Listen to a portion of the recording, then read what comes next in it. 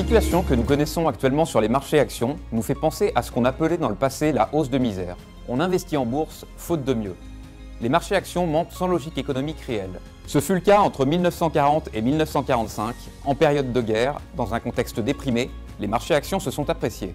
La situation est différente aujourd'hui, mais la montée du populisme ou l'intensification de la guerre commerciale entre les États-Unis et le reste du monde auront des conséquences défavorables sur la dynamique de croissance économique et sur le volume du commerce mondial.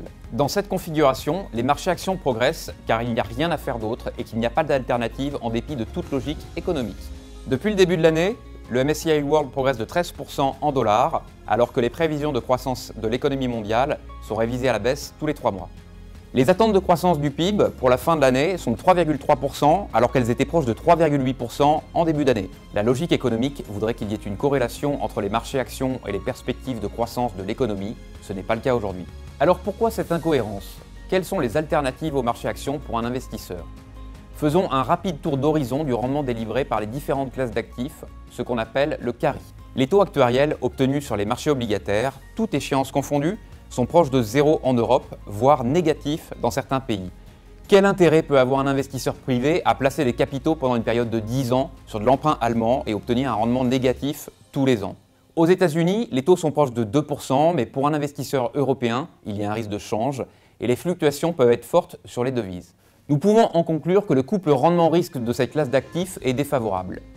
L'or, placement refuge par excellence, n'offre pas de rendement et l'appréciation des cours est faible, voire inexistante ces 5 dernières années. Les rendements immobiliers, avec la hausse des prix dans les grandes villes, se sont fortement dégradés ces dernières années et ceux-ci n'excèdent pas 2% à Paris. Pour obtenir des rendements supérieurs, il faut investir en province, mais bien souvent, les prix ne progressent pas et la fiscalité est devenue confiscatoire. Nous en arrivons au marché actions, classe d'actifs que nous privilégions dans nos allocations. Le carry, c'est-à-dire le revenu distribué par les sociétés, est proche de 4% sur les grands indices et certains secteurs comme les pétroliers intégrés affichent des rendements supérieurs à 6%. Attention cependant à ne pas pousser le raisonnement trop loin et de ne pas tomber dans les excès. Les dividendes de certains secteurs comme les télécoms ou les banques ne sont pas pérennes et la baisse des cours de bourse gonfle artificiellement les rendements.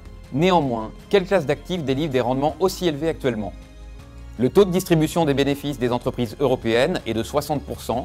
Cela peut sembler élevé, mais il n'y a rien d'excessif, ce qui signifie que ce taux est tout à fait soutenable à l'avenir. Aux États-Unis, les dividendes distribués sont plus faibles, mais les cours de bourse sont soutenus par des programmes de rachat d'actions massifs. Dans ce contexte de taux d'intérêt très bas et de faible inflation, le rendement est un puissant soutien pour le marché des actions.